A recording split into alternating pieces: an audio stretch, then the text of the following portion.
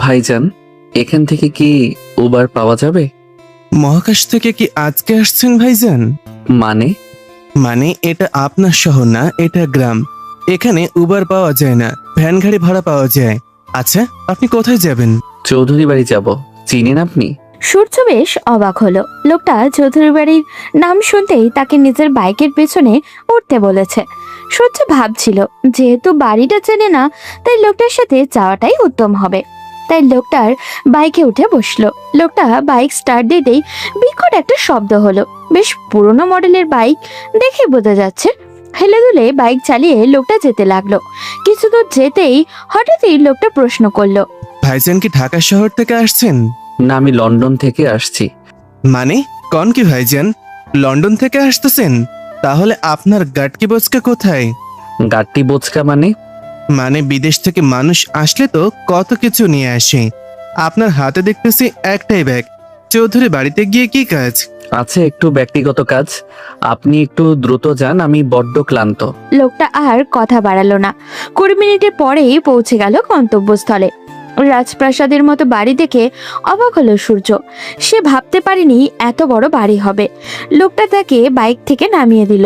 সূর্য pocket থেকে টাকা বের করতে যাবেই তখন লোকটা বলল, আরে মিয়া, ফাজলামি করেন আমার সাথে? আপনি টাকা বের করছেন কেন?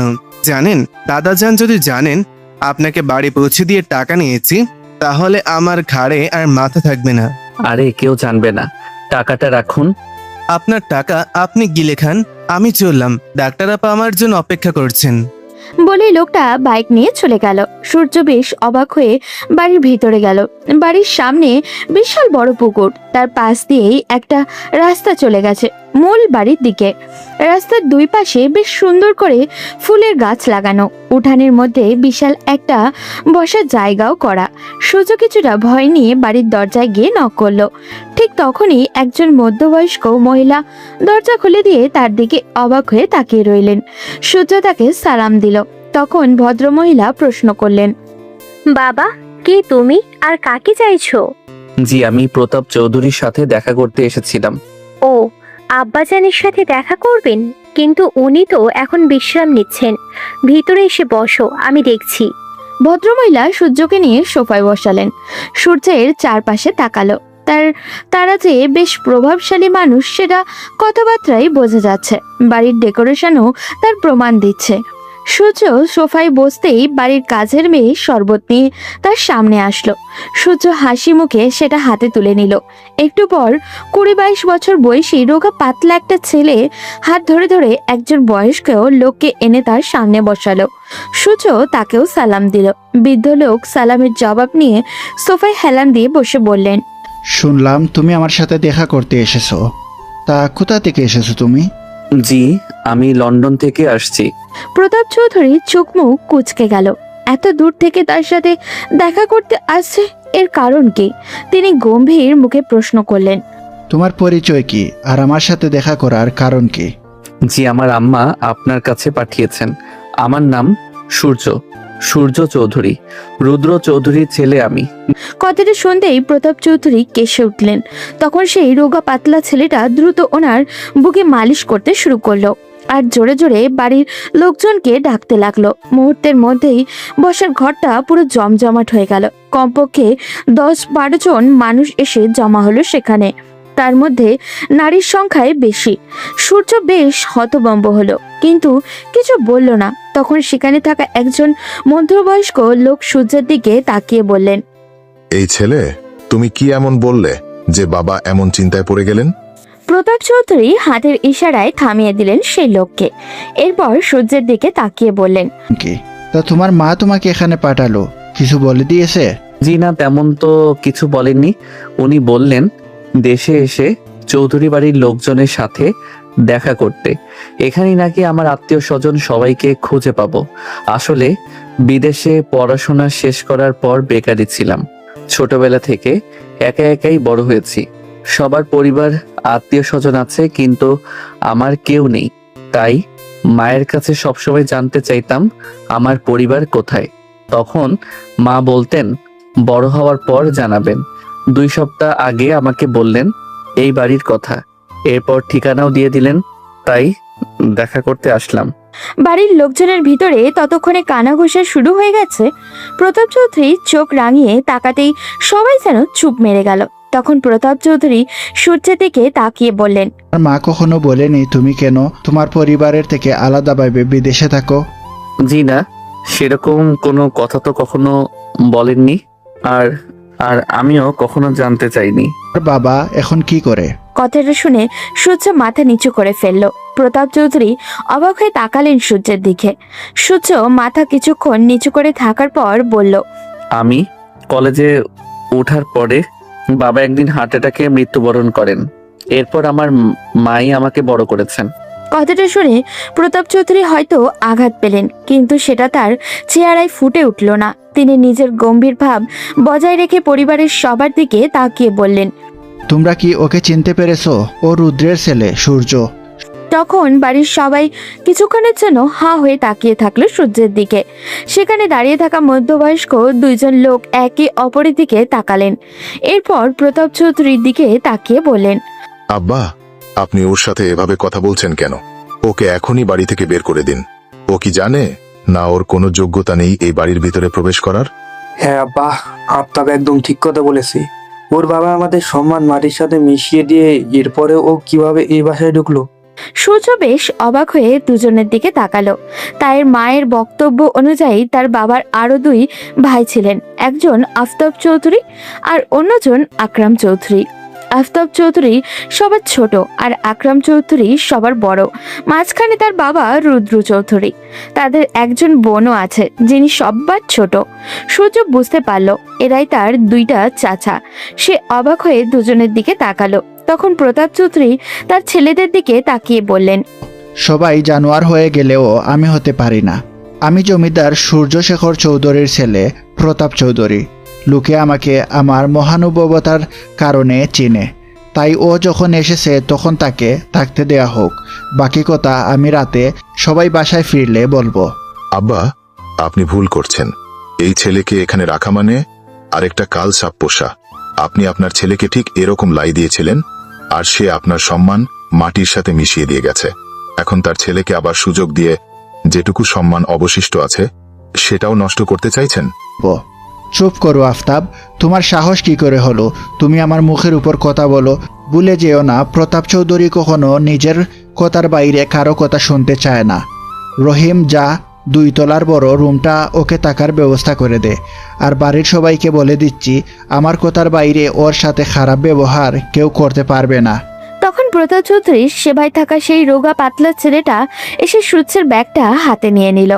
সূর্য বাড়ির লোকদের দিকে তাকালো। কেউ তার দিকে এখনো অবাক হয়ে তাকিয়ে আছে, আবার কেউ মুখ কালো করে দাঁড়িয়ে আছে। প্রতাপ চৌধুরী কথায় যে সবাই খুশি হননি এটা তাদের মুখ দেখেই বোঝা যাচ্ছে।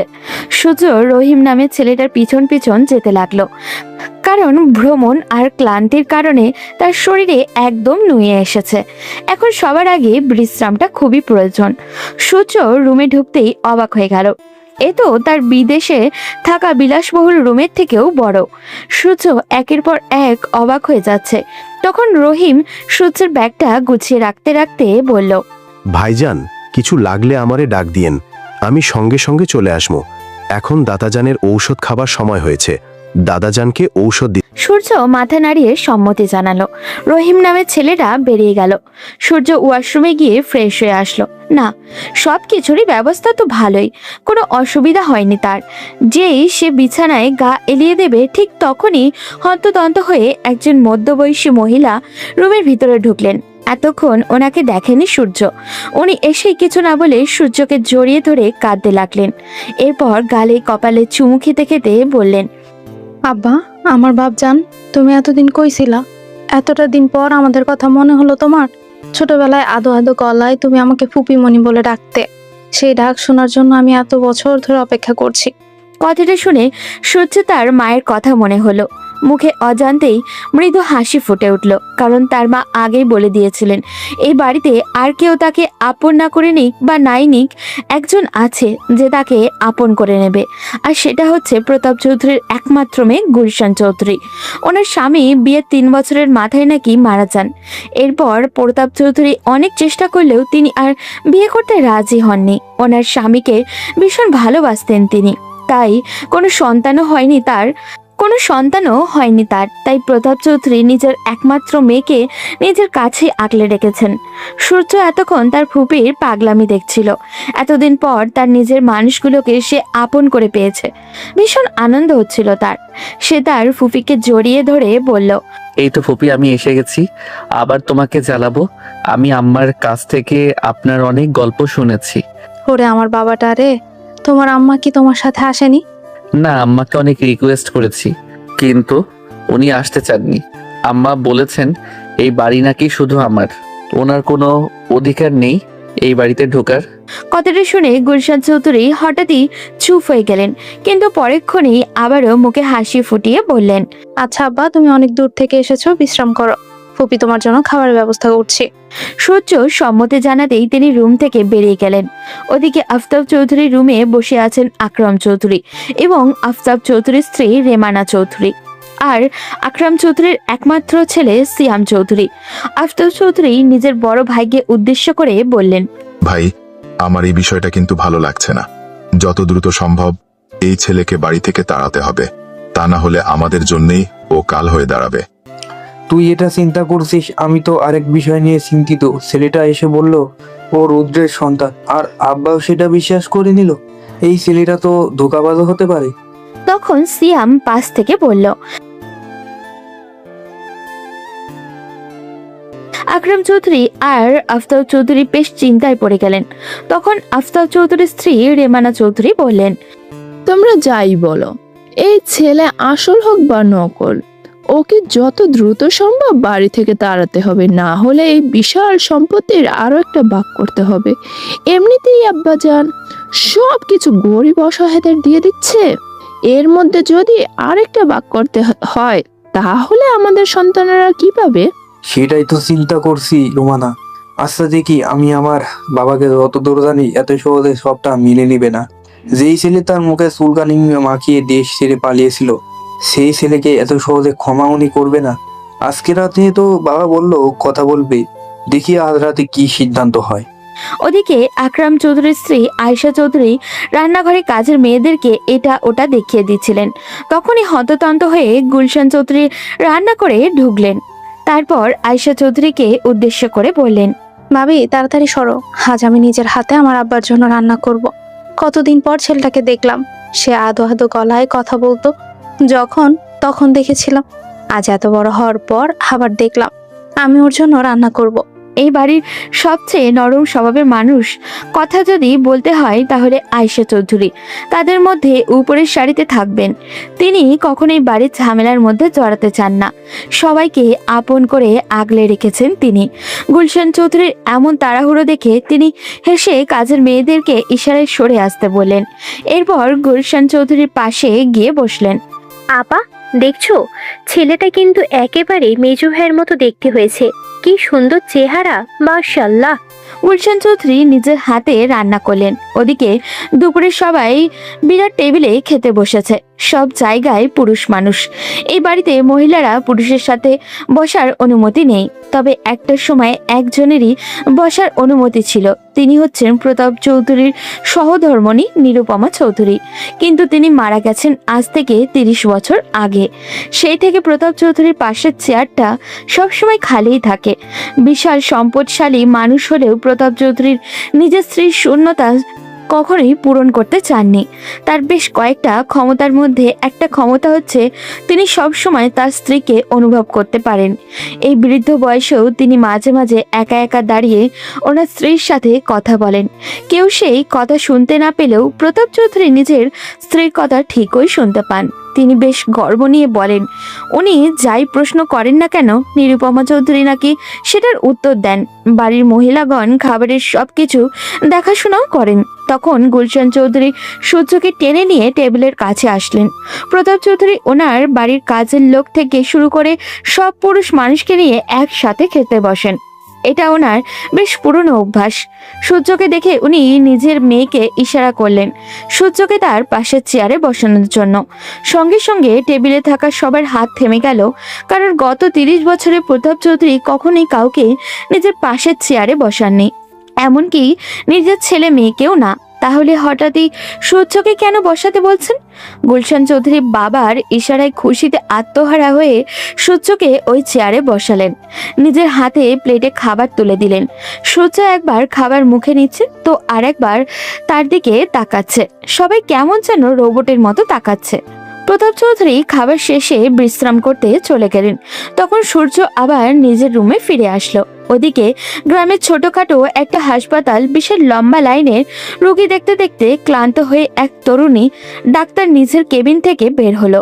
কিন্তু বাইরে আসতেই তো চক্ষু চড়ক গাছ, কারণ সে যে লোকটাকে নিজের টুকটাক কাজের জন্য রেখেছিল সেই লোকটা একজন বৃদ্ধ মহিলার হাতে থাকা প্রেসক্রিপশনটা দেখে এটা ওটা বলছে।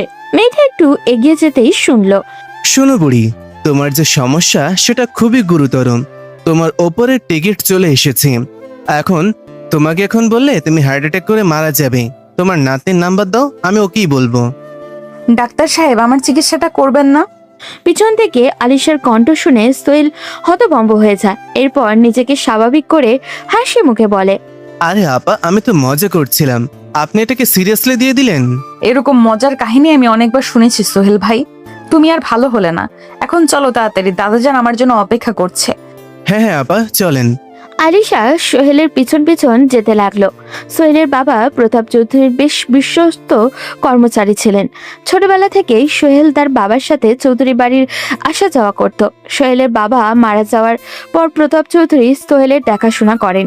এখন উনি ওনার নাতনির সাথে সব সময় তাকে থাকার নির্দেশ দিয়েছেন। গ্রামের রাস্তা দিয়ে হেঁটে যাচ্ছিল সোহেল আর আলিশা। গ্রামের মানুষজন আলিশাকে দেখলেই হাসি মুখে কথা বলে, কারণ এই মেয়ে তো বিশাল বড় সরকারি চাকরি ছেড়ে তাদের গ্রামে এসেছে চিকিৎসা দেওয়ার জন্য। সোহেল হাঁটতে হাঁটতে হঠাৎই বলল, আপা, আজকে তোমাদের বাসায় একটা লোক আসছে দাদাজানের সাথে দেখা করতে লন্ডন থেকে। আমি ভাবছি দাদাজানের পাওয়ার তো এখন আর দেশের ভেতরে আটকে নেই, দেশের বাইরে উঠতেছে। মানে লন্ডন থেকে কে দাদুর সাথে দেখা করতে আসলো? একটা ছেলে বাস স্ট্যান্ডে দাঁড়িয়ে উবার চাচ্ছিল। পরে আমি তাকে তোমাদের বাসায় পৌঁছে দিলাম। দেখে মনে হচ্ছিল বিদেশি, কিন্তু জানো লোকটা ভীষণ কিপটা। কেন, তোমার পকেট গরম হয়নি তাই না? আরে না আপা, আমাকে টাকা দিতে চাচ্ছিল, আমি নেইনি। সব জায়গায় কি আর নিজের আসল চেহারা দেখালে হয়? আমি কিপটা বলতেছি কারণ লোকটা এত দূর থেকে আসলো, কিন্তু সাথে কোনো বড় লাগেজ আনলো না। একটা ছোট্ট ট্রলি নিয়েই চলে আসছে এত দূর থেকে। আলিশা বুঝলো এই আত পাগলের সাথে কথা বলতে তার সময় নষ্ট হবে, তাই দ্রুত বাড়ির দিকে যেতে লাগলো। কিছু দূর যেতেই দেখতে পেল গ্রামের কলেজ ছুটি হয়েছে, ছাত্রছাত্রীরা বেরিয়ে আসছে। তাই সে কিছুক্ষণ অপেক্ষা করলো নিহাকে নিয়ে একদম ফিরবে। এবার তাদের পরিচয়টা দিয়েই দেই। আলিশা চৌধুরী হচ্ছে আকরাম চৌধুরীর একমাত্র মেয়ে। সিয়ামের থেকে বয়সে 3 বছরের ছোট। আর নিহা হচ্ছে আফতাব চৌধুরীর একমাত্র মেয়ে। এবার ইন্টার প্রথম বর্ষে পড়াশোনা করছে। আলিশা ঢাকা মেডিকেল কলেজ থেকে পড়াশোনা শেষ করে ওখানেই সরকারি চাকরির অফার পেয়েছিল, কিন্তু সেটা না করে নিজের দাদাজানের ইচ্ছা অনুযায়ী গ্রামের মানুষের সেবার জন্য গ্রামে ফিরে আসে। এরপর তার পরিচিত 2-3 জন ডাক্তারকে নিয়ে গ্রামের পাশেই একটা ছোটখাটো হসপিটাল দাদাজান খুলে দেন। এখন সেখানে গ্রামের মানুষদের চিকিৎসা করছে। গ্রামের মানুষের কাছে সে ভীষণ জনপ্রিয়। কিছুক্ষণ দাঁড়াতেই গেটের কাছ থেকে নিহা আলিশাকে দেখে এগিয়ে আসলো।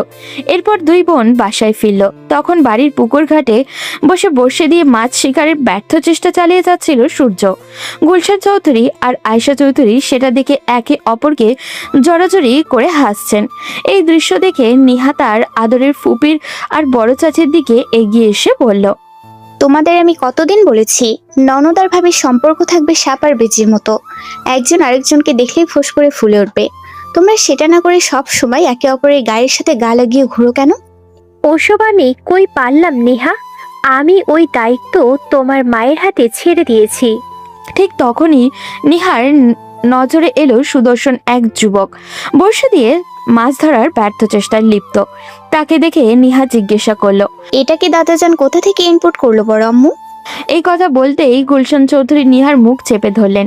আলিশা সেটা দেখে এগিয়ে আসলো। সেও নিজেও এতক্ষণ দাঁড়িয়ে ওই মানুষটাকে দেখছিল, কিন্তু চিনতে পারছিল না। তখন তাদের দুজনের সংশয় ভাঙিয়ে দিয়ে গুলশান চৌধুরী বললেন, আরে ওকে তুই চিনবি না? আলিশা চিনবে। ও হচ্ছে তোর মেজো চাচার ছেলে সূর্য। তোর মেজো চাচা যে লন্ডনে থাকতো তার একমাত্র ছেলে। আলিশা, তুই ওকে চিনতে পারিসনি? ও সূর্য। কথাটা শুনতেই আলিশার হাত থেকে অ্যাপ্রনটা পড়ে গেল। সে আরো একবার চোখের ইশারায় ফুপিকে জিজ্ঞাসা করলো, কথাটা কি সত্যি কিনা। গুলশান চৌধুরী হাসি মুখে উত্তর দিল, না, হ্যাঁ। এবার আলিশার কান্না করে দেওয়ার মতো অবস্থা। সে কল্পনাও করতে পারেনি সূর্যকে আবার তার চোখের সামনে দেখবে। তাদের এই চিন্তা ভাবনার মাঝেই নিয়া হুট করেই বলে উঠল, আরে আম্মু বললো ওই চাচাকে নাকি দাদাজান বাড়ি থেকে তাড়িয়ে দিয়েছে। তাহলে ওনার ছেলেকে এই বাড়িতে ঢুকতে দিল কিভাবে এই বুড়ো? এই মেয়ে, আমার বাবাকে নিয়ে আরেকদিন যদি বাজে কথা বলিস তাহলে কিন্তু খুব খারাপ হয়ে যাবে। আসছে বাপের গুনগান গাইতে, সারাদিন যে মুখটা হাতির মতো করে রাখে তার ব্যাপারে আর কি বলবো। কোথায় দাদু হয়েছে নাতি নাতনিকে নিয়ে ঘুরবে, আড্ডা দিবে, তা না, উনি ওনার মরে যাওয়া বউয়ের সাথে রাসলীলা করতেই তো ব্যস্ত। আয়েশা চৌধুরী আর আলিশা ফুপি ভাইজির তুমুল ঝগড়া দেখে হাসতে হাসতে গড়াগড়ি খাচ্ছে। এরই মধ্যেই সূর্য বড়শিটা নিয়ে এসে উঠানে ছুঁড়ে ফেলে বলল, ফুপি, তুমি আমার সাথে এরকম মজা করতে পারলে? পুকুরে একটাও মাছ নেই আর তুমি আমাকে এখানে আধা ঘন্টা ধরে দাঁড় করিয়ে রাখলে। সূর্যের কথায় সবাই আরেক দফা হেসে নিল। তখন গুলশান চৌধুরী এগিয়ে এসে সূর্যের মাথায় হাত বুলাতে বুলাতে বললেন, মাছ আছে, কিন্তু তুই ধরতে পারিস না সেটা বল। কাল আব্বাকে বলবো লোক লাগিয়ে মাছ ধরাতে। এখন ওদের সাথে পরিচয় হয়ে নে। এই হচ্ছে তোর বড় চাচার মেয়ে আলিশা। ছোটবেলায় তুই যে কদিন এখানে ছিলি ও তোকে কোলে নিয়ে ঘুরতো, ও তোর বড় বোন। আর এই হচ্ছে নিহা, তোর ছোট চাচার মেয়ে। ওর সাথে বেশি মিশবি না, খুব শয়তান মেয়ে। এই মহিলা, ফাজলামি মারো আমার সাথে? সুন্দর একটা পোলার সামনে আমাকে অপমান করতে চাইছো? এর ফলাফল কিন্তু খুব খারাপ হবে। রাতে ঘুমের মধ্যে গিয়ে ঘাড় মটকে দিব। এই আপা, তুমিও না ওর সাথে এখন ঝগড়া করছো? চলো ঘরের ভিতরে যাই। এরপর তারা সবাই একসাথে ভিতরে ঢুকলো। এই দৃশ্য চোখে পড়তেই এই বাড়ির ছোট বউ অর্থাৎ আফতাব চৌধুরীর স্ত্রী রুমানা চৌধুরী নিজের স্বামীকে উদ্দেশ্য করে বললেন, আদিক্ষেতা দেখো ওনাদের। আমার তো মনে হয় এরাই কোনোভাবে যোগাযোগ করে এই ছেলেকে এখানে এনেছে, যাতে সম্পত্তির ভাগ নিতে পারে। এই ছেলে তো থাকবে বিদেশে, আর দেশে বসে এরাই সবকিছু ভোগ করবে। তুমি চিন্তা করো না রুমানা, এই ছেলে বেশি দিন এখানে টিকতে পারবে না।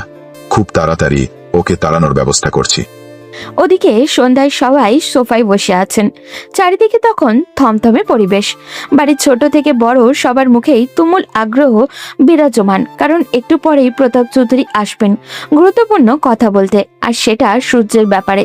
এই সম্পর্কে সবারই ধারণা আছে। মুহূর্ত পার হতে না হতেই প্রতাপ চৌধুরী লাঠির গটগট শব্দ করে বসার ঘরে ঢুকলেন। আর পিছন পিছন রহিম আসছে, হাতে তার ফাইলের স্তূপ। এগুলো যে এই চৌধুরী পরিবারের সম্পত্তির কাগজপত্র, এই ব্যাপারে সবারই জানা। এটা দেখে প্রতাপ চৌধুরীর দুই ছেলের মাথায় আগুন ধরে গেল। তবে কি তাদের বাবা সূর্যকে সব সম্পত্তি দিয়ে দিবেন? প্রতাপ চৌধুরী নিজের গাম্ভীর্য ভাব বজায় রেখে সোফায় বসলেন। এরপর সূর্যকে বললেন, হে সূর্য, এবার বলো তোমরা কি চাও? সূর্য বেশ অবাক হলো। এরপর দাদাজানকে উদ্দেশ্য করে বলল, কি চাই মানে? মানে তুমি তো আর বিনা উদ্দেশ্যে ওই দূর দেশ থেকে এখানে আসোনি, তাই তোমার চাহিদা কি সেটা বলো। আমার কোনো চাহিদা নেই, কোনো কিছু পাওয়ারও আশা নেই। দেখো সূর্য, তুমি আমাকে চিনো না, তাই আমার সামনে মিথ্যা বলার সাহস করছো। বিশ্বাস করেন দাদাজান, আমি সত্যি বলছি। আপনাকে কেন মিথ্যা বলবো? তার মানে কি তুমি তোমার বাবার প্রাপ্য সম্পত্তি নিতে এখানে আসোনি? না দাদাজান। তুমি লন্ডনে কি করো? সূর্য এবার চমকে গেল। কি উত্তর দিবে সে? কিন্তু এখন তাকে স্বাভাবিক থাকতে হবে, তাই সে নিচু স্বরে বলল, জি, পড়াশোনা সবে শেষ করেছি। এখন ছোটখাটো একটা রেস্টুরেন্টে ওয়েটারের জব করি। চেষ্টা করছি ভালো একটা চাকরির। সূর্যের কথা শুনতেই বাড়ির লোকদের মুখে বিদ্রুপের হাসি ফুটে উঠল। তাদের কাছে এই চাকরি খুবই নগণ্য। চৌধুরী বাড়ির ছেলে কিনা রেস্টুরেন্টে ওয়েটারের জব করবে, আর করলেই বাকি। তারা তো এই ছেলেকে বাড়ির লোক বলে মনেই করে না। সূর্যের দাদা কিছুক্ষণ চুপ করে থাকলেন, এরপর বললেন, তা এখানে থাকবে নাকি আবার নিজের মায়ের কাছে ফিরে যাবে? কয়েকদিন থেকেই চলে যাব। আমার আম্মার তো আমি ছাড়া কেউ নেই। আচ্ছা, তাহলে রুমে যাও, এখন আমি বাকিদের সাথে কথা বলবো। আর তোমার যতদিন ইচ্ছা থাকো, যা ইচ্ছে করো, এসব তোমারই। সূর্য হাসি মুখে নিজের রুমে চলে গেল। তখন প্রতাপ চৌধুরী নিজের ছেলেদের উদ্দেশ্য করে বললেন, এতদিন তোমাদের বলার পরেও আমি সম্পত্তি ভাগ করে দেইনি, কারণ আমার সম্পত্তির উত্তরাধিকারী 4 জন। তাদের মধ্যে একজন অনুপস্থিত ছিল। এখন যখন তার ছেলে চলে এসেছে, সে না চাইলেও জন্ম যখন দিয়েছি, তখন তার ভাগটা আমি তার ছেলের হাতে তুলে দিতে চাই। সেটা নিয়ে সূর্য হয়তো বিদেশে ভালো কিছু একটা করতে পারবে। বাবা, আপনি এসব কি বলছেন? আপনি তো ওর বাবাকে বাড়ি থেকে বের করে দিয়েছিলেন, তাহলে আজ কেন রুদ্রের সন্তান এই বাড়ির সম্পত্তি পাবে? হ্যাঁ বাবা, আমরা কেউ চাই না ওই লোকটার কোনো অস্তিত্ব এ বাড়িতে থাকুক। আমরা ওকে ঘৃণা করি। আপনার কথার অবাধ্য হয়ে যে লোকটা একটা রাস্তার মেয়ের জন্য সবার মুখে চুনকালি মাখিয়েছিল, সেই লোকের অস্তিত্ব আপনি আবার ফিরিয়ে আনতে চাইছেন? প্রতাপ চৌধুরী খুব বুদ্ধিমান মানুষ। তিনি চুপচাপ কিছুক্ষণ ছেলেদের আপত্তি শুনলেন। তিনি জানেন তার এই 2 ছেলে খুবই স্বার্থপর। নিজেদের স্বার্থ ছাড়া তারা কিছুই বোঝে না। এমনকি তাদের একমাত্র বোনকেও যখন প্রতাপ চৌধুরী এই বাড়িতে রাখার সিদ্ধান্ত নিয়েছিলেন, তখন তারা আপত্তি করেছিলেন। তাই তিনি কিছুক্ষণ চুপ করে থাকার পর বললেন, তোমরা কি ভাবছো, যদি সূর্য ফিরে না আসতো তাহলে রুদ্রের সম্পত্তি আমি তোমাদের হাতে তুলে দিতাম? কখনোই না। আমি এই সম্পত্তি গরিব অসহায় মানুষদের মাঝে বিলিয়ে দিতাম। আমি কারো হকের উপর হাত দিতে চাই না। সন্তান হিসেবে যখন জন্ম দিয়েছি, আমি স্বীকার করি আর না করি, এটা ওর প্রাপ্য ছিল। যেহেতু ওর সন্তান বিদেশে কষ্ট করছে, আমার উচিত ওর প্রাপ্য ওকে বুঝিয়ে দেওয়া। কিন্তু বাবা, আজ পর্যন্ত আপনি আমাদের কথার কোনো মূল্যায়ন করেন। ছোটবেলায় থেকে আপনি যা বলেছেন তাই শুনে এসেছি, কিন্তু আপনার কাছে কখনো ঠিক মূল্যায়নটা পাইনি। আপনি সবসময় আমাদেরকে এক চোখে আর রুদ্র ও তার পরিবারকে আরেক চোখে দেখে এসেছেন।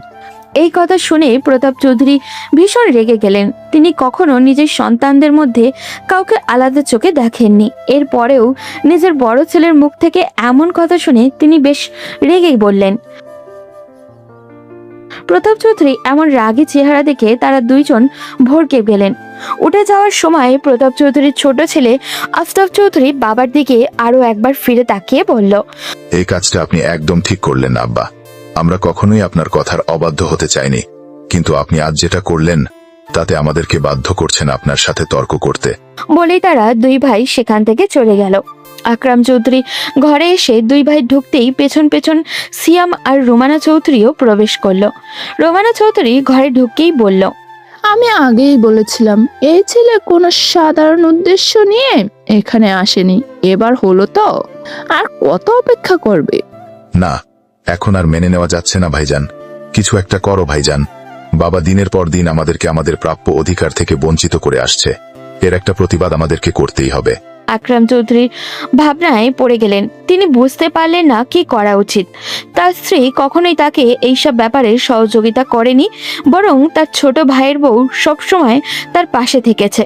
তখন রোমানা চৌধুরী ভয়ঙ্কর একটা কথা বলে উঠলেন, যদি আপনারা কিছু করতে না পারেন তাহলে একটা সময় দেখা যাবে আমাদের এই বাড়ি ছাড়তে হতে পারে। এই বৃদ্ধ লোক যতদিন বেঁচে থাকবে আমাদেরকে আপনাদের অধিকার থেকে বঞ্চিত করেই যাবে।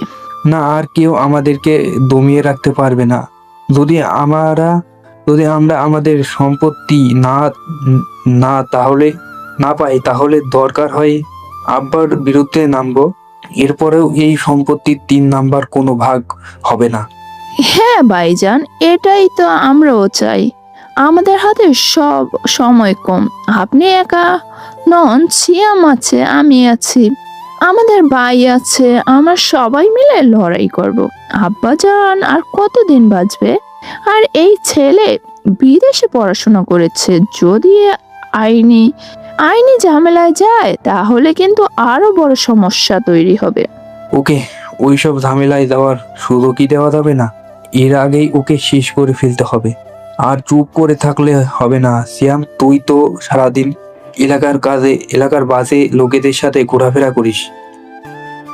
তুই আমার সন্তান, আমি জানি তুই কোথায় যাস আর না যাস সব খবরই আমার কাছে আছে।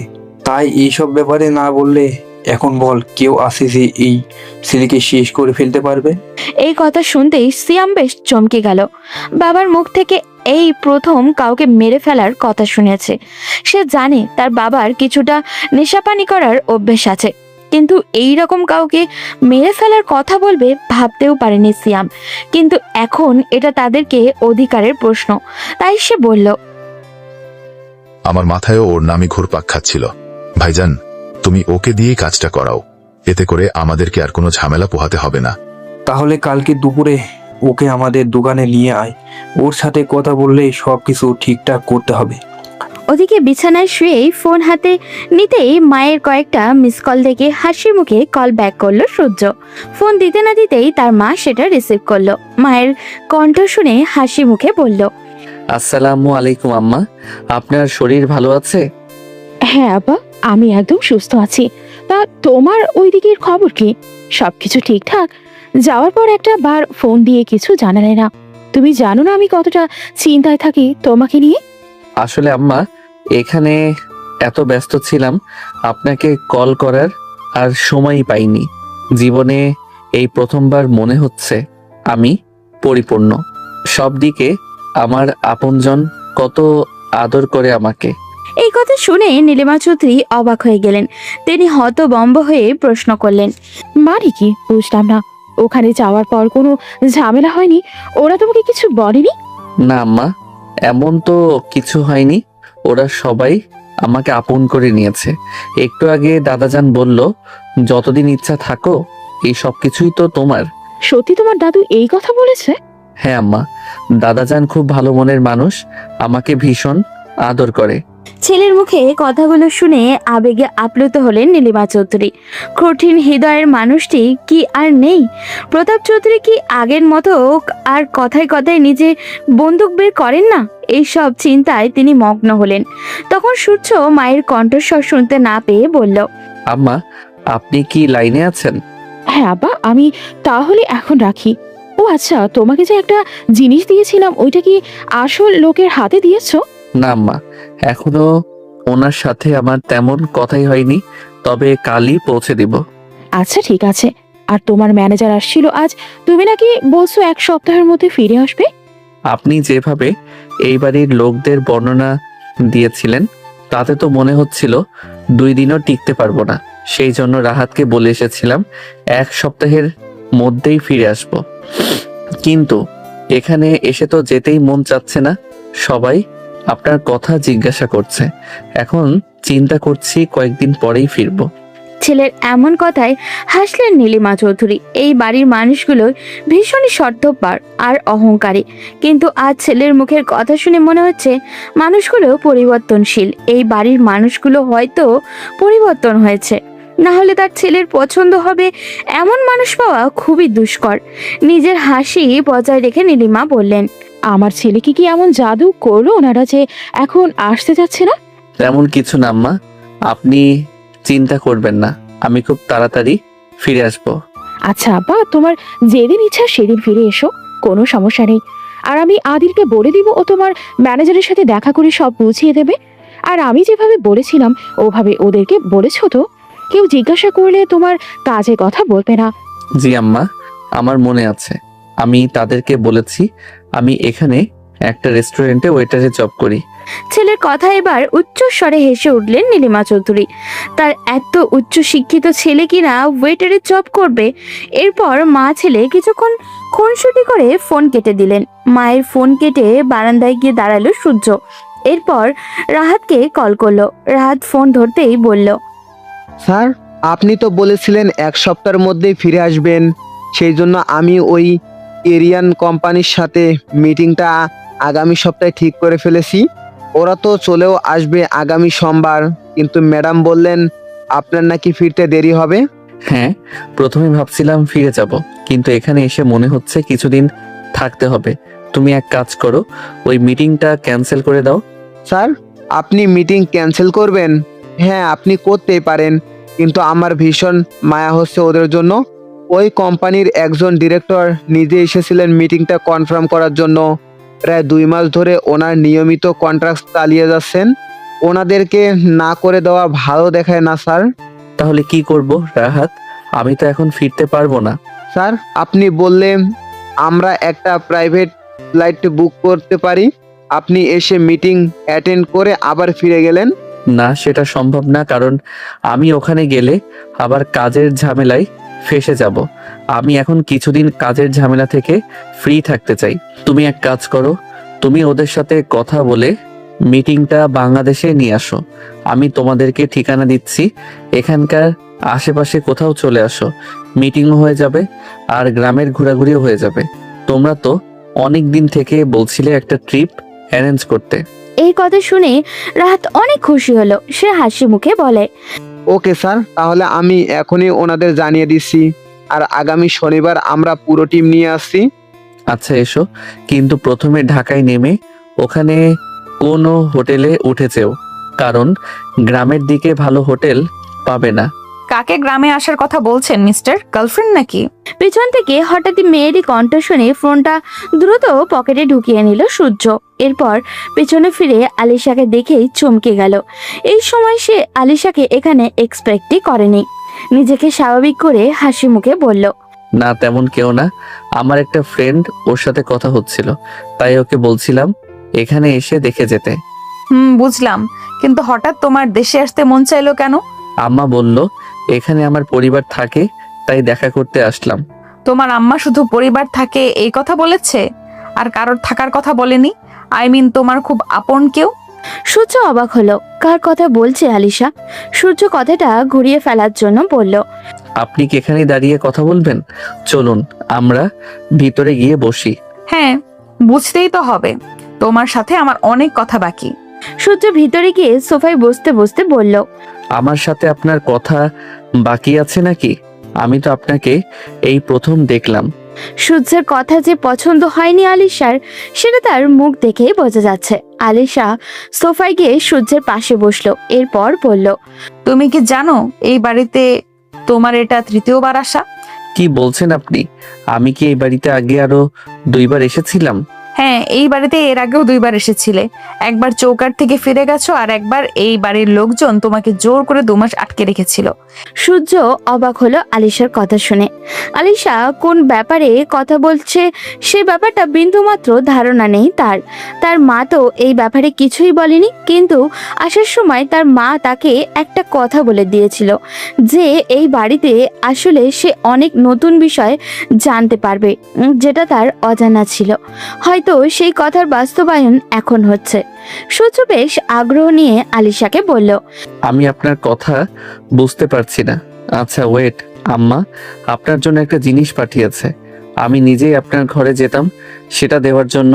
অনেক রাত হয়ে গেছে, তাই ভাবছিলাম সকালে যাব। আলিশা বেশ অবাক হলো, তার মেজো চাচি আবার কি পাঠালো তার জন্য। সে অবাক হয়ে তাকিয়ে রইল সূর্যর দিকে। সূর্য নিজের ব্যাগটা খুলে একটা ছোট ব্যাগ এগিয়ে দিল আলিশার দিকে। আলিশা ব্যাগটা খুলতে গিয়ে দেখলো বেশ শক্তভাবে এটা আটকানো, যাতে কেউ খুলতে না পারে। ব্যাগটা খুলতেই আলিশা বলতে চোখ দিয়ে জল গড়িয়ে পড়ল, কারণ এটা তার মেজো চাচির বিয়ের গহনা, সাথে এটা ছোট্ট চিরকুট। আলিশা চিরকুট খুলতেই সেখানে লেখা দেখলো, মামুনি, তোমার তো অপেক্ষা করার কথা ছিল আমার ছেলের জন্য। আমার জানি না অপেক্ষা করেছো কিনা। যদি করে থাকো তাহলে নাও, পাঠিয়ে দিলাম তোমার জিনিস তোমার কাছে। এখন পারলে আটকে রেখো, আর না পারলে আমাকে দোষারোপ করো না। আমি তোমাকে সুযোগ দিলাম, আর আমি চাই তুমি নিজে থেকেই আমার ছেলেকে সব সত্যি কথা বলবে। এই বাড়িতে শুনশান ছাড়া, গুলশান ছাড়া অন্য কেউ আমার ছেলেকে সত্যটা জানাবে না, সেটা আমি জানি। গুলশান এখন কোথায় আছে সেটাও তো জানা নেই, তাই এই দায়িত্বটা তোমাকে দিলাম। আমি আমার সূর্যকে অতীত সম্পর্কে বিন্দুমাত্র জানতে দেইনি। যদি তোমার মনে হয় আমার ছেলেকে সত্যটা জানানোর দরকার, তাহলে তুমি নিজে থেকেই সত্যটা ওকে জানিয়ে দিও। এতে তোমাদের সবার ঘৃণার পাত্রী তোমার মেজো চাচি। চিরকট পরে আলিশা মুচকি হাসলো। সহ্য হত বম্বের মতো সব দেখছিল। মেয়েটা একবার কান্না করতে তো একবার হাসছে, কিন্তু এর কারণটা কি সেটা বোধগম্য হলো না তার। এই প্রশ্ন করলো, কি এমন জিনিস আছে এটার ভিতরে যে আপনি এটা দেখে একবার কাঁদেন তো আরেকবার হাসেন? পাগল টাগল হলেন নাকি? হ্যাঁ, পাগল তো হয়েছি, কিন্তু কেন হয়েছে সেটা জানার আগে নিজের অতীত সম্পর্কে তোমার জানা দরকার। তোমার কি জানতে ইচ্ছে করে না কেন তুমি এই সুন্দর পরিবার ছেড়ে এত দূরে থাকো? সূর্য বেশ খুশি হলো। সে এটাই জানতে চাইছিল, কিন্তু কাউকে জিজ্ঞাসা করতে পারছিল না, কারণ এই বাড়িতে সে ফিরে আসার অনেকে যে অখুশি হয়েছে সেটা বোঝার মতো ক্ষমতা তার আছে। বিশেষ করে তার দুই চাচা যে ভীষণ বিরক্ত, সেই ব্যাপারে তার স্পষ্ট ধারণা হয়ে গেছে, কিন্তু সেটার কারণ জানতো না। আজ যখন সুযোগ পেয়েছে সব জানার, তাহলে সেটা কোনোভাবেই হাতছাড়া করবে না সে। আপনি আমাকে সত্যি বলবেন? হ্যাঁ, এবার শোনো, আমি তোমার থেকে বয়সে 5 বছরের বড়। সবকিছু যে নিজের চোখে দেখেছি তা কিন্তু নয়, তবে এমন মানুষের কাছ থেকে শুনেছি যারা কখনোই মিথ্যা বলে না। আজ থেকে 27 বছর আগের ঘটনা। তখন মেঝো চাচা অর্থাৎ তোমার বাবা রুদ্র চৌধুরী ঢাকা থেকে ডাক্তারি পড়ে সবেমাত্র গ্রামে ফিরেছেন। দাদাজান এই বাড়ির প্রথম কোনো সন্তান, যাকে এই এলাকার বাইরে পড়তে পাঠিয়েছিলেন দাদা। অনেকের আপত্তি থাকলেও দাদাজানের মুখের ওপর কথা বলার সাহস কারো ছিল না। আমার আব্বা তখন পড়াশোনা ছেড়ে দাদাজানের সাথে ব্যবসায় সহযোগিতা করছিলেন। আর ছোট চাচা তো পড়াশোনাও করতেন না, আবার কাজও করতে চাইতেন না। তোমার আব্বা পড়াশোনা নিয়ে ভীষণ মনোযোগী ছিলেন, তাই দাদাজান তোমার আব্বাকে অনেক স্নেহ করতেন। ওনার ইচ্ছা ছিল মেঝো চাচা গ্রামের মানুষদের বিনা পয়সায় চিকিৎসা করবেন। গ্রামে তখন প্রায় মানুষের চিকিৎসার অভাবে মারা যাচ্ছিল। দাদাজানের ইচ্ছা অনুযায়ী মেঝো চাচাও সেই কাজে শুরু করলেন। গ্রামের মানুষ তাকে ভীষণ সম্মান করত। তখনও আমি সবে হাঁটতে শিখেছি। এই গল্পগুলো মায়ের কাছ থেকেই শোনা। একদিন গ্রামের একটা বাড়ি থেকে চাচার কাছে লোক আসে। চাচা ওই বাড়িতে গিয়ে দেখেন বাড়ির কর্তা ভীষণ অসুস্থ, কিন্তু সেই বাড়ির কর্তার একমাত্র মেয়েকে তার ভীষণ পছন্দ হয়ে যায়। তারা গোপনে নাকি মাঝে মাঝে দেখাও করতেন। এই খবর গ্রামে কানাঘুষা হতো, কিন্তু কেউ অভিযোগ করার সাহস পেত না। এর মধ্যেই হঠাৎ একদিন ওই অসুস্থ ব্যক্তির মৃত্যু হয়ে যায়। ওনার মেয়ে নিজের মাকে নিয়ে ভীষণ অসহায় হয়ে পড়ে। এদিকে মেঝো চাচাকে বাসা থেকে বিয়ের জন্য চাপ দিতে শুরু করে দাদাজান। তো একদিন সাহস করে মেঝো চাচা সবার সামনে ওই মেয়ের নাম প্রস্তাব করেন, কিন্তু মেয়ের বাবা মারা গেছে, আর বেঁচে থাকলেই বা কি হতো। ওই লোক ছিলেন সামান্য একজন কৃষক মানুষ, আর চাচা হলেন জমিদার পুত্র। দাদাজান কোনোভাবেই এই সম্পর্ক মেনে নিতে চাইছিলেন না, তাই ওই পরিবারকে চাপ দিতে শুরু করেন মেয়েকে অন্যত্র বিয়ে দেওয়ার জন্য। এই সময় শুরু হয় দাদাজান আর মেঝো চাচার মধ্যে ভীষণ ঝামেলা। এক পর্যায়ে কাউকে কিছু না জানিয়ে মেঝো চাচা ওই মেয়েকে বিয়ে করেন। এখনই গ্রামে এরকম বিয়ে হলে মানুষ নানা কথা বলে, আর সেটা তো তখন 3 দশক আগের কথা। তখন দাদাজান গ্রামের লোকদের হাসির পাত্রে পরিণত হন। সেই সব সহ্য করতে না পেরে দাদাজান আগুন দেন ওই মেয়ের বাড়িতে, আর মেঝো চাচা আর তার বউকে বাড়ি থেকে তাড়িয়ে দেন। মেঝো চাচা ওই যে হারিয়ে গেলেন নিজের বউ আর শাশুড়িকে নিয়ে, তাকে আর খুঁজে পাওয়া গেল না। এরপর কেটে গেল প্রায় 3টে বছর। হঠাৎ একদিন মেঝো চাচা আবার হাজির হলেন দাদাজানের কাছে। অনেক কাকুতি মিনতি করলেন, কিন্তু জমিদার পুত্রের মন গলল না। তখন মেঝো চাচার কোলে ছিল ওনার একমাত্র সন্তান রাহুল, কিন্তু দাদাজান আবার তাদেরকে তাড়িয়ে দিলেন। তখন চাচাজান নিজের অধিকার ফিরে পাওয়ার জন্য মামলা করে বসলেন নিজের জন্মদাতা পিতার বিরুদ্ধে। সবাই নিষেধ করলেও তিনি আবার গ্রামে একটা ছোট্ট বাড়িতে থাকতে শুরু করলেন। এই কথাগুলো বলেই থামলো আলিশা। সূর্যের আগ্রহের পরিমাণ যেন হাজারো গুণ বেড়ে গেল। নিজের বাবার ব্যাপারে এসব জেনে কিছুটা মর্মাহত হলো, কিন্তু তাকে সত্যিটা জানতেই হবে। তাই আবারও আলিশাকে প্রশ্ন করলো, এরপরে কি হলো? দাদাজান কি আবার ওই বাড়িতে আগুন দিলেন? আর আব্বুর যদি আরেকটা ছেলে হয়ে থাকে, তাহলে আমার সেই ভাই কোথায়? সূর্যের এমন প্রশ্নে আলিশা সশব্দে হাসলো। সূর্য অবাক হলো, কিন্তু বিপরীতে কোনো কথা বলল না। আলিশা নিজের হাসি থামিয়ে বলল, আগে তো আমার পুরো কথা শোনো। দাদাজান আর তোমার আব্বার মধ্যে ঝামেলা চললো মাত্র 2 বছর। এই সময় গ্রামের মানুষের মধ্যে এই পরিবার নিয়ে আঙুল তোলার সাহস উঠে গেল। 2 বছর তোমার আব্বা গ্রামেই ছিলেন। দাদাজান বুঝলেন এইভাবে নিজের ছেলেকে থামাতে পারবেন না তিনি। সেই জন্য ভয়ঙ্কর এক পরিকল্পনা করলেন। তখন আমি 6 কি 7 বছরের বয়সের হব। একদিন হঠাৎ দাদাজান মেঝো চাচার ছেলে রাহুলকে কোলে করে বাসায় নিয়ে আসলেন। বাড়ির সবাই তো বেশ চমকে গেল। তখন দাদু জানালেন তিনি নিজের রক্তকে এই বাড়িতেই রাখবেন এবং মেজো চাচাকে নিজের সন্তানকে মেরে ফেলার ভয় দেখিয়ে এই মামলা তুলে নিতে বাধ্য করবেন। এরপর বেশ কয়েকদিন মেজো চাচাকে একের পর এক হুমকি দেওয়া হলো। ওনার স্ত্রী তো পুরো পাগল হয়ে গেলেন নিজের সন্তান হারিয়ে। উনি ভাবলেন দাদাজান হয়তো রাগে ওনার ছেলেকে মেরে ফেলবে, কিন্তু দাদাজান বাসায় আসলে অদ্ভুত এক কাণ্ড করতেন। তিনি মেজো চাচার ছেলেকে নিজ হাতে খাওয়াতেন, এমনকি নামটাও পাল্টে দিলেন। আমাদের বংশের সবচেয়ে প্রভাবশালী মানুষ দাদাজানের বাবা জমিদার সূর্য শেখর চৌধুরীর নামের সাথে মিলিয়ে রাহুলের নাম রাখলেন সূর্য। মানে আপনি সত্যি বলছেন? হ্যাঁ, আমি এতক্ষণ যার কথা বলছিলাম সে আর কেউ না, তোমার মা। আর রাহুল নামে যে ছেলেটার কথা বলছিলাম সেটা হচ্ছে তুমি। তোমাকে দাদাজান ফুপির কাছে রাখছিল। তুমি সারা দিন মায়ের জন্য কান্না করতে, তাই ফুপি তোমাকে কোলে নিয়ে হাঁটতো।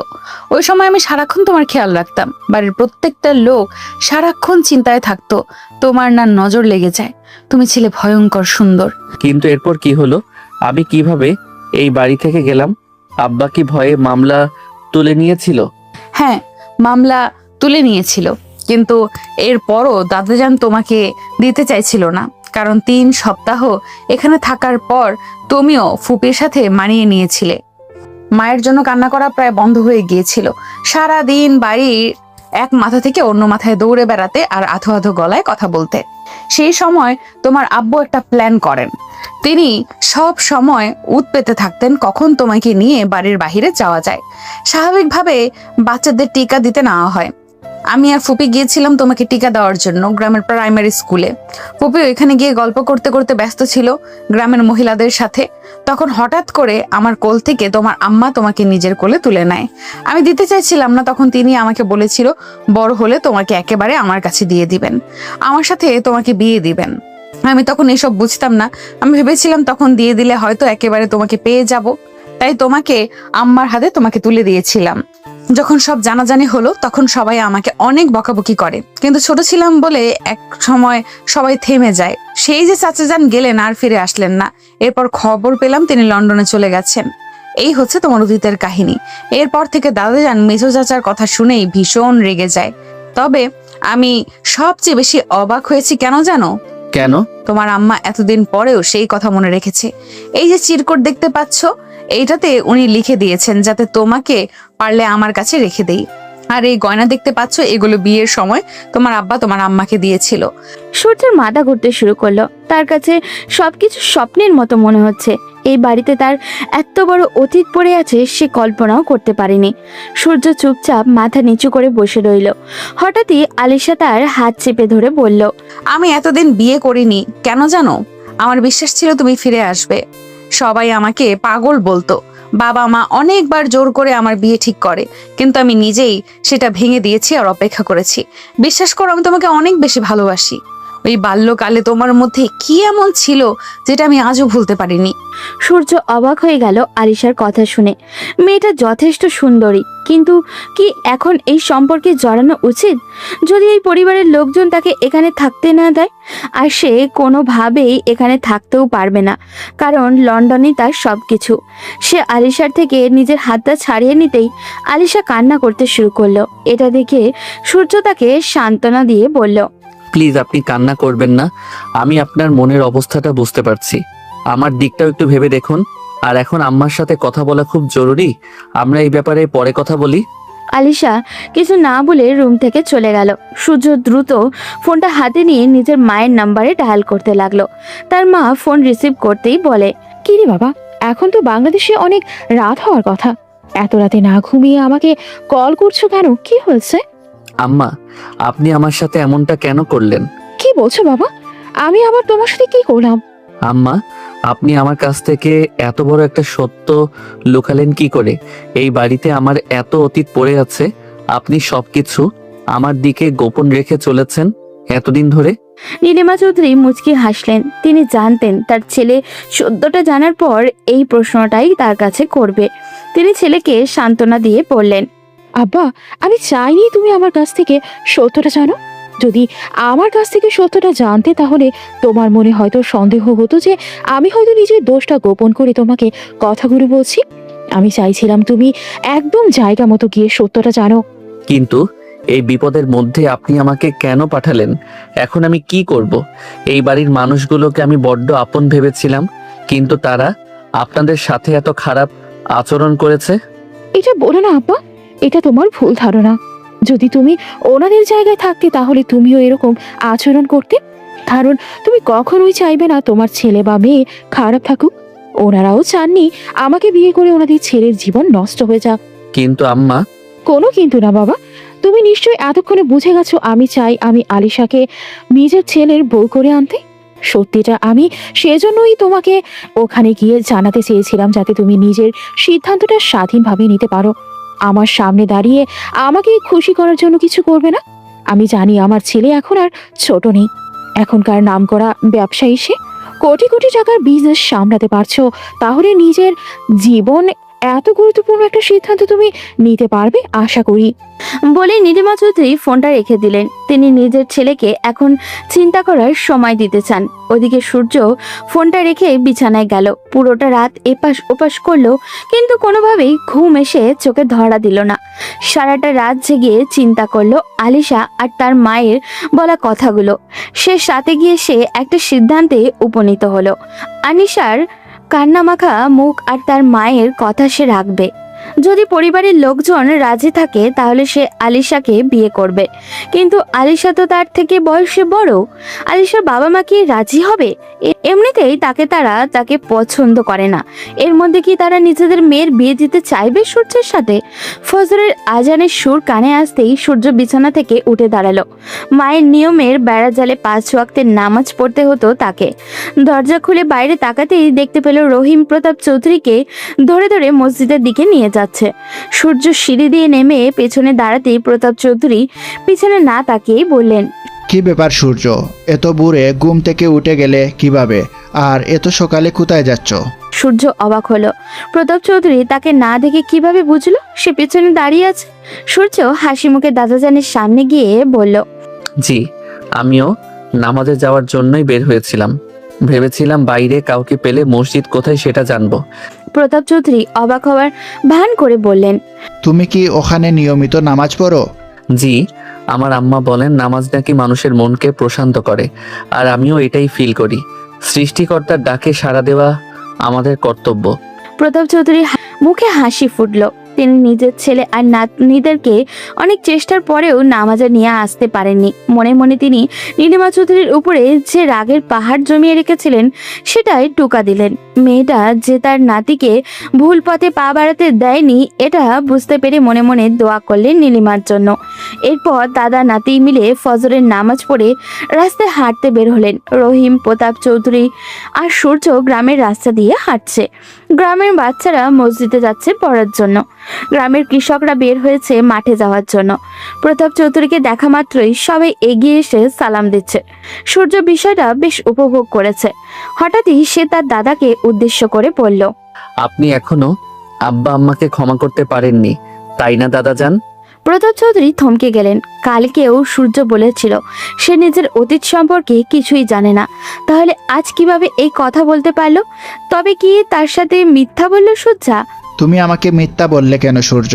তুমি তো কালকেও বলেছিলে তুমি নিজের অতীত সম্পর্কে কিছুই জানো না।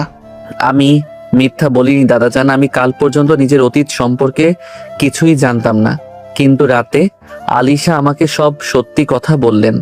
ওনার কথা শোনার পর আমি আম্মার কাছে কল করেছিলাম। ভেবেছিলাম এখান থেকে চলে যাব, কিন্তু আম্মা বললেন দোষ নাকি আব্বা আম্মার ছিল। আপনার কোনো দোষ নেই, তাই আপনার কাছে থাকতে আর ওনাদের হয়ে আপনার কাছে ক্ষমা চাইতে। প্রতাপ চৌধুরী ভীষণ অবাক হলেন। এক রাতের মধ্যে তার জীবনের যেন পরিবর্তন হয়ে যাচ্ছে। বৃদ্ধ মানুষটার চোখে জল টলমল করতে লাগলো। তিনি সূর্যকে জড়িয়ে ধরার চেষ্টা করে বললেন, তোমার আম্মা কল দিলে বলবে প্রতাপ চৌধুরীর আগের সেই প্রভাব আর নেই, বয়সের বারে নুয়ে পড়েছে। যদি প্রতিশোধ নেবার হয় তাহলে চলে আসতে। দাদাজান, এমন ভাবে বলবেন না। আমি এখানে আসার পর বিশ্বাস করবেন না কতটা শান্তি পেয়েছি। আমার নিজেকে অনেক ভাগ্যবান মনে হচ্ছে। আমার এত বড় একটা পরিবার আছে, এটা দেখে। প্রতাপ চৌধুরী আর কিছু বললেন না, হাঁটতে লাগলেন। বাসায় এসে দেখলেন আয়শা চৌধুরী নাস্তা তৈরি করতে ফেলেছেন। সূর্যকে এত সকালে দেখে তিনিও বেশ অবাক হলেন। দুজন একসাথে নাস্তা করে গল্প করতে লাগলেন। সূর্যের সাথে যতক্ষণ কথা বলেছিলেন প্রতাপ চৌধুরীর বুক ফেটে কান্না আসছিল, কারণ সূর্য হুবাহু নিজের বাবার মতো হয়েছে। সূর্যের মধ্যেই তিনি তার মৃত সন্তানকে খুঁজে পাচ্ছিলেন। সকাল 9টা বাজতে না বাজতেই পরিবারের সবাই উঠে গেল, যে যার কাজে বেরিয়েও পড়ল। সূর্যের দুই চাচা আর বড় চাচাতো ভাই সিয়াম বেরিয়ে যাওয়ার সময় প্রতাপ চৌধুরীর সাথে সূর্যকে বসে থাকতে দেখে বেশ রেগে গেল মনে হয়। আলিশাও সূর্যকে দেখে ইগনোর করে বেরিয়ে গেল হসপিটালের উদ্দেশ্যে। আজ নিহার কলেজ ছুটি, তাই সে বাসায় আছে। গুলশান চৌধুরী নিহাকে ফোনে ব্যস্ত দেখে ধমকের সুরে বললেন, সারাদিন এই ফোনের পেছনে না ঘুরে ছেলেটাকে নিয়ে তো একটু গ্রামটা ঘুরে দেখাতে পারিস। কত দূর থেকে এসেছে, কদিনই বা থাকবে, নিজের মাটিটা দেখাবে না ছেলেটা? এই প্রথম গুলশান চৌধুরীর ধমকে মন খারাপের চেয়ে বেশি খুশি হলো আলিশা, কারণ যে সূর্যের সাথে কথা বলার সুযোগ খুঁজছিল। সূর্য নিজে খুশি হলো, কারণ সেও গ্রামটা আরো ভালো করে দেখতে চাইছিল। এরপর তারা দুইজন বেরিয়ে গেল গ্রামে ঘোরার জন্য। বেশ অনেকক্ষণ নিহার সাথে পুরো গ্রাম ঘুরে দেখলো সূর্য। দেখতে দেখতে কেটে গেছে 5 দিন। আজ শুক্রবার। এই 5 দিনে আলিশার সাথে সূর্যের টুকটাক কথা হয়েছে বইকি। সূর্য আস্তে আস্তে আলিশাকে মানিয়ে নিচ্ছে। এটা দেখে আলিশা ভীষণ খুশি ছিল। দুপুরে গ্রামের এক লোকের মেয়ের বিয়েতে দাওয়াত খেতে গিয়েছিল নিহা, আলিশা আর সূর্য, সাথে সোহেলও ছিল। তারা বেশ মজা করে বিয়ের অনুষ্ঠান শেষ করে ফিরতে ফিরতে প্রায় সন্ধ্যা হয়ে গিয়েছিল। তারা গ্রামের রাস্তা দিয়ে হেঁটে যাচ্ছিল। হঠাৎ করে নির্জন একটা জায়গায় এসে কিছু লোক তাদেরকে ঘিরে ফেললো। সবাই মুখে কাপড় বেঁধে দাঁড়িয়ে আছে, হাতে ধারালো অস্ত্র। সবাই ভীষণ ভয় পেয়ে গেল। হঠাৎ করেই লোকগুলো সোহেল আর সূর্যকে মারতে শুরু করলো। তাদের মধ্যে থাকা দুজন লোক শক্ত করে আলিশা আর নেহাকে ধরলো। এরপর ওখানে থাকা একটা লোক ইশারা করলো। এইটাই তো বলেছিল, এই বিদেশি মালটাকে দ্রুত নিয়ে গাড়িতে উঠা। কেউ চাইলেও প্রতিবাদ করতে পারল না, কারণ হামলাকারীরা সংখ্যায় অনেক বেশি ছিল। সোহেল রক্তাক্ত অবস্থায় মাটিতে পড়ে আছে। আলিশা আর নিহাকে ধাক্কা দিয়ে রাস্তায় ফেলে দেওয়া হলো। এরপর গাড়ি নিয়ে তারা চলে গেল। আলিশা কান্না করতে শুরু করলো। নিহা গিয়ে সোহেলকে ধরলো। অনেক কষ্টে তারা সোহেলকে নিয়ে বাড়ি ফিরল। বাড়ি আসতেই প্রতাপ চৌধুরী বসার ঘর থেকে উঠে দাঁড়ালেন। এরপর জিজ্ঞাসা করলেন, কি হয়েছে দাদুভাই, তোমাদের এই অবস্থা কেন? আর রাহুলকে এভাবে মারলো কে? আলিশার কান্নার কারণে বারবার হেঁচকে উঠছিল, সে কথা বলতে পারছিল না প্রায়। তখন নিহা কাঁদতে কাঁদতে প্রতাপ চৌধুরীর কাছে গিয়ে বলল, দাদাজান, হঠাৎ করে আমরা ফেরার সময় কিছু লোক আমাদের উপর আক্রমণ করে। ওরা সূর্য ভাইকে ধরে নিয়ে গেছে। আমরা বাধা দেয়া আমাদেরকেও মেরেছে। নিহার মুখে এমন কথা শুনে প্রতাপ চৌধুরী ভীষণ রেগে গেলেন। তিনি নিজের হাত মুষ্টিবদ্ধ করলেন। তখন আকরাম চৌধুরী এগিয়ে এসে তাচ্ছিল্য করে বললেন, আব্বা, আমি আপনাকে আগেই বলেছিলাম এই ছেলেকে বাড়িতে ঢুকতে দিবেন না। দেখলেন তো, আমার তো মনে হয় এই ছেলেটা কোনো ঝামেলা করছিল, এরপর পালানোর জন্য এখানে এসে আশ্রয় নিয়েছে। হ্যাঁ আব্বা, যারা বারবার ঝামেলা করে তাদেরকে আপনি কেন বাড়িতে জায়গা দেন? ওর বাবা একটা ঝামেলা করে পালিয়ে গিয়েছিল, এখন তার ছেলে এসে আমাদের পরিবারটাকে অশান্ত করতে চাইছে। প্রতাপ চৌধুরী রেগে বললেন, তোদের লজ্জা করছে না এরকম কথা বলতে? ও কি তোদের রক্তের না? একটা ছেলে এত বড় বিপদে পড়েছে, কিভাবে ওকে বিপদ থেকে উদ্ধার করা যায় সেটা চিন্তা না করে ওকে নিয়ে বাজে কথা বলছিস? গুলশান চৌধুরী নিজের রুমে ছিলেন। সিঁড়ি দিয়ে নামতে নামতে পুরো কাহিনী দেখলেন। তিনি দৌড়ে নিজের বাবার কাছে এসে কান্না করে বললেন, আব্বা, কে করলো এমন কাজ? ছেলেটা 2 দিন হলো না এ বাড়িতে এসেছে, এর মধ্যে এত বিপদ, বড় বিপদ হলো কিভাবে? আপা, আপনারা একটু বেশি চিন্তা করতেছেন। দেখেন, হয়তো নিজের বাবার মতো কোনো মেয়ের পিছু নিয়েছিল, সেজন্যই মেয়ের পরিবার ওকে মারতে আসছে। রোমানা, মুখ সামলে কথা বলো। তোমার মুখ দিন দিন বাড়ছে। আরেকবার এই কথা মুখ দিয়ে উচ্চারণ করলে তোমার জিভ আমি টেনে ছিঁড়ে ফেলবো। তখন আলিশা সবার সামনে চিৎকার করে উঠল। আলিশার চিৎকার শুনে সবাই চুপ মেরে গেল। আলিশা কান্না করতে করতে নিজেদের দাদার কাছে গিয়ে বলল, দাদু ভাই, আপনারা যেভাবেই হোক ওকে আমার কাছে এনে দিন। এতটা বছর আমি ওর জন্য অপেক্ষা করেছি, আজ ওকে কাছে পেয়েও এইভাবে হারিয়ে ফেলবো, এটা হতে পারে না। যদি ওকে না পাই তাহলে আমি নিজে কিছু একটা করে ফেলবো। তুমি শান্ত হও দিদিভাই, আমি এখনই খোঁজ নিচ্ছি। রহিম, তুই যা, গ্রামের কয়েকজন লোককে পাঠা ওকে খোঁজার জন্য। রহিম দ্রুত বাড়ির বাইরে এসে গ্রামের কিছু লোক জড়ো করে খুঁজতে বের হলো। আকরাম চৌধুরী, আফতাব চৌধুরী আর সিয়াম ও সূর্যকে খোঁজার নাটক করতে লাগলো, কিন্তু পুরো রাত খুঁজেও সূর্যের কোনো সন্ধান পাওয়া গেল না। ওদিকে সূর্যের মা অনবরত নিজের সন্তানকে কল করে যাচ্ছেন, কিন্তু সূর্য কল ধরছেন না। তিনি ভীষণ চিন্তায় পড়ে গেলেন।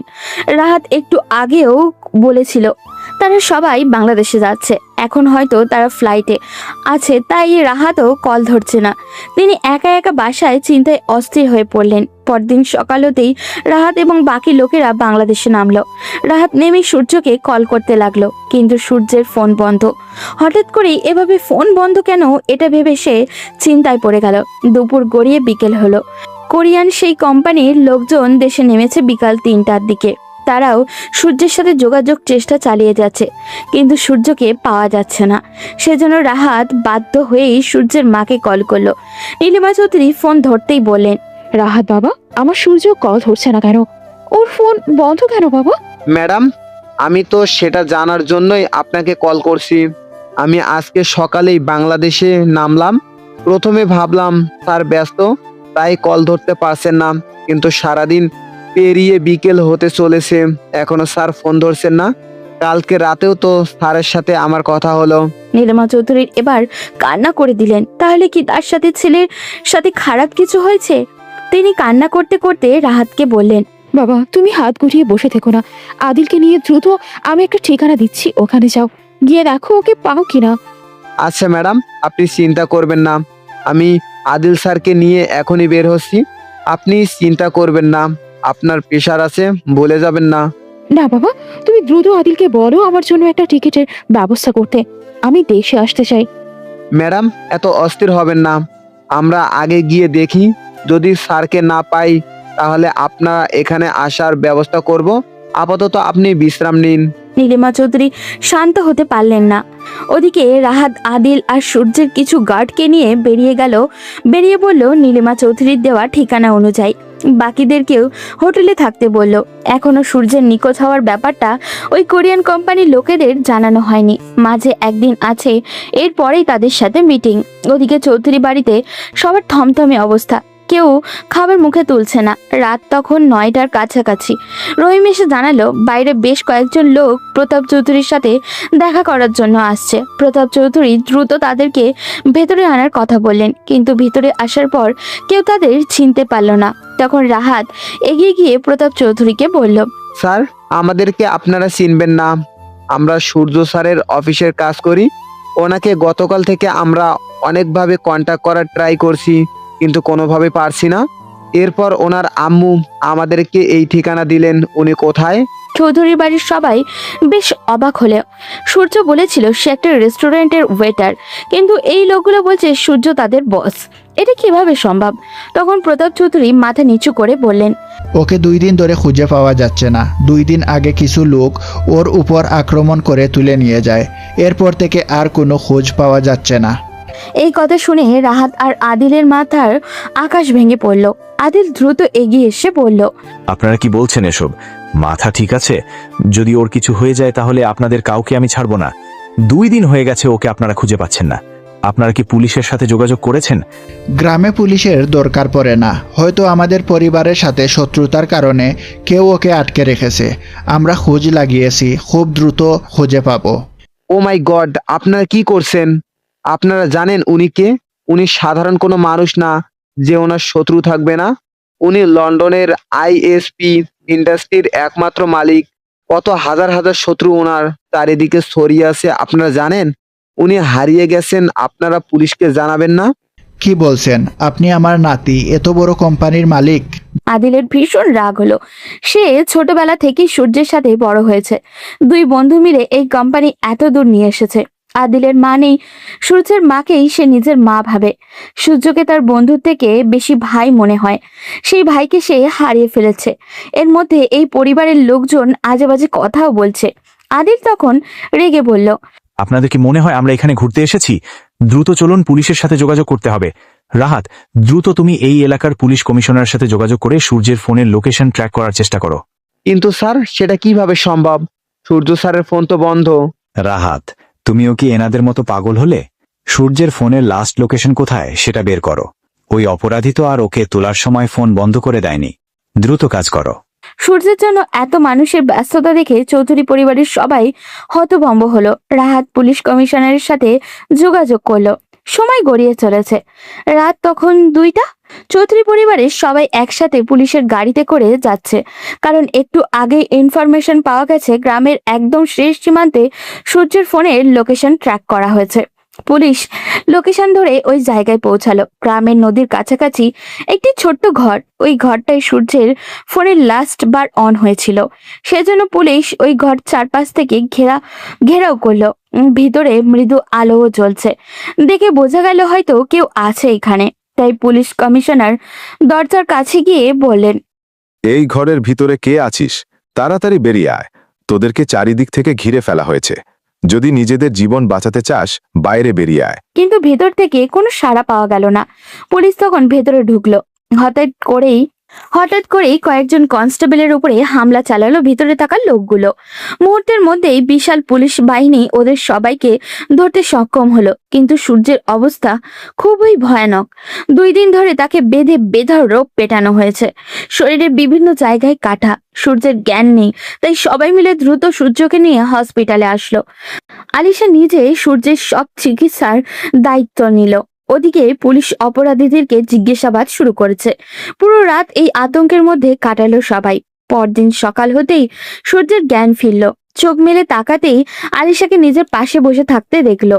সূর্য একটু নড়েছে দেখে আলিশা সূর্যের কাছে গিয়ে বলল, সূর্য, তুমি আমার কথা শুনতে পাচ্ছ? জি, আমাকে এখানে কে নিয়ে আসলো? আমরা সবাই তোমাকে এখানে নিয়ে এসেছি।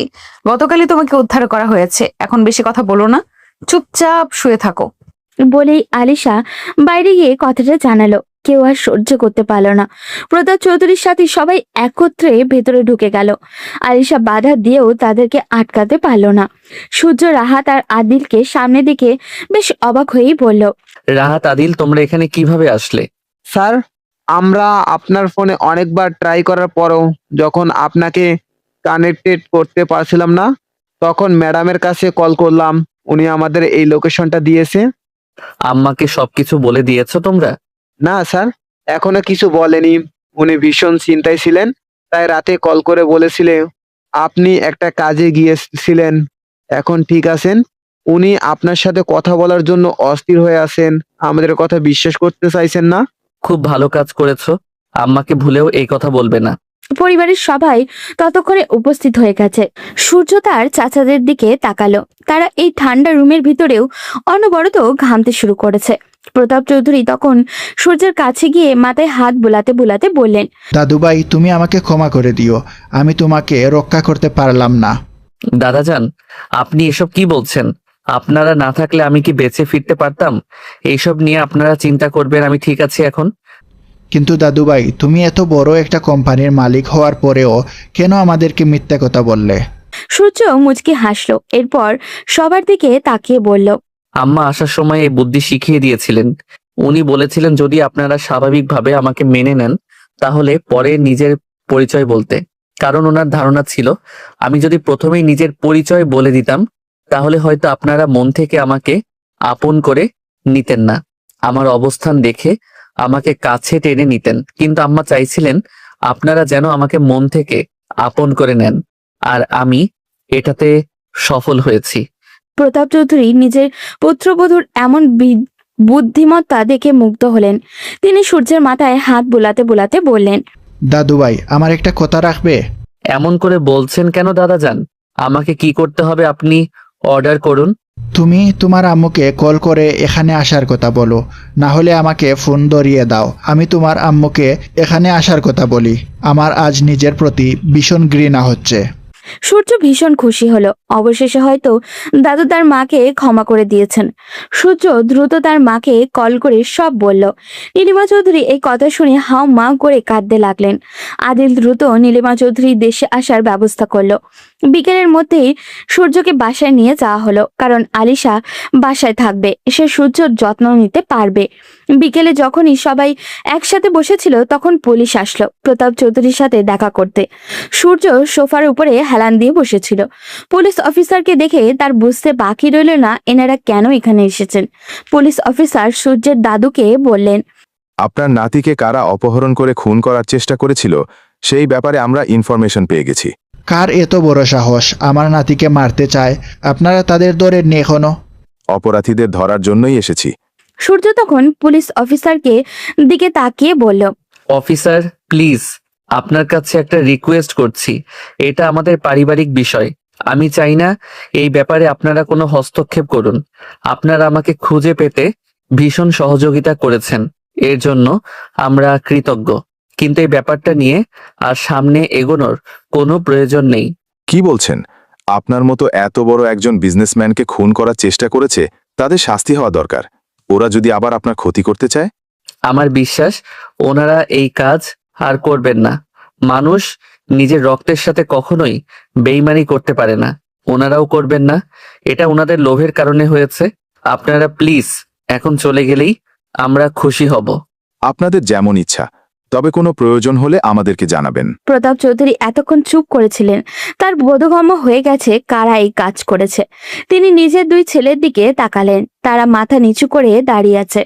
সূর্যের এমন মহানুভবতা দেখে সূর্যের বড় চাচা অর্থাৎ আকরাম চৌধুরী এসে সূর্যের হাত চেপে ধরে বললেন, বাবা তুমি আমাদেরকে ক্ষমা করে দাও, আমরা বুঝতে পারিনি, লোভে পড়ে এই কাজ করে ফেলেছিলাম, দয়া করে আমাদেরকে ক্ষমা করে দাও। হে বাবা, আমরা ভেবেছিলাম হয়তো তুমি সম্পত্তির ভাগ নেওয়ার জন্য এখানে এসেছ, তাই এমন জঘন্য কাজ করেছি, আমাদের ক্ষমা করো। প্রতাপ চৌধুরী তখন তার দুই ছেলের দিকে তাকিয়ে বললেন, তোদের লজ্জা করছে না? নিজের আপনজনকে খুন করার মতো জঘন্য চিন্তা তোদের মাথায় আসলো কি করে? তোদের দুইজনকে আজকের পর থেকে আমার বাড়িতে আর দেখতে চাই না আমি। সূর্য তখন তার দাদুর হাত ধরে বলল, দাদু, শেষ বয়সে আর নিজের ছেলেদেরকে হারাবেন না। ওনারা ভুল করেছেন, কিন্তু দেখেন ওনারা নিজেদের ভুল বুঝতে পেরেছেন। আমি চাই না এই পরিবারটা আবার ভেঙে যাক। দয়া করে ওনাদেরকে ক্ষমা করে দেন। প্রতাপ চৌধুরী নিজের নাতির মাথায় হাত বুলিয়ে দিয়ে বললেন, তোদের লজ্জা হওয়া দরকার। এই বাচ্চা ছেলেটা বুঝতে পারছে পরিবার কতটা গুরুত্বপূর্ণ, কিন্তু তোরা বুড়ো হয়েছিস, এখনো বুঝিসনি? আলিশা ততক্ষণে পাশে দাঁড়িয়েছিল। নিজের বাবার এই রকম কাজে সে ভীষণই লজ্জিত। প্রতাপ চৌধুরী তাকে দাঁড়িয়ে থাকতে দেখে ইশারায় সূর্যের পাশে বসতে বললেন। আলিশা বসতেই তিনি সূর্যের হাত আলিশার হাতের উপরে দিয়ে বলল, নেও দিদিভাই, আজ তোমার সম্পদ তোমায় ফিরিয়ে দিলাম। পারবে তো আমার দাদুভাইকে আগলে রাখতে? আলিশা বেশ লজ্জা পেল। বাড়ির সবার মুখে হাসি। রাহাত আর আদিলও সূর্যকে এত খুশি দেখে নিজেরাও বেশ খুশি হলো। রাহাত নিজের ফোনটা হাতে নিয়ে বলল, আপনার মাইন্ড না করলে সবার একসাথে একটা পিকচার হয়ে যাক। সবাই হাসি মুখে একসাথে দাঁড়ালো। রাহাত সবার ছবি তুলল। আদিল তখন বেশ জোরেই বলল, বাজনা শুরু কর, ম্যাডাম আসছে, বন্ধুর বউকে নিয়ে একেবারে ফিরবো। হ্যাঁ স্যার, আসলাম মিটিং এর জন্য, কিন্তু এসে কফিলের বিয়ে খেয়ে যাচ্ছি। বিয়েতে কিন্তু সান্ডার বিরিয়ানি মাস্ট লাগছে। রাহাতের কথায় সবাই একত্রিত হেসে উঠল। আমাদের জীবনে পরিবার এমনই, এখানে হাসি কান্না আবেগ সব মিলিয়ে মিশে একাকার হয়ে যায়। শত ঝগড়া মারামারির পরেও দিন শেষে যেখানে মানসিক শান্তি পাওয়া যায়, সেটাই তো আমাদের পরিবার। ভালো থাকুক আমাদের সবার পরিবারের প্রতিটি সদস্য। আজ এই পর্যন্তই, দেখা হবে পরবর্তী কোনো গল্পতে। সেই পর্যন্ত সবাই ভালো থাকবেন এবং সুস্থ থাকবেন।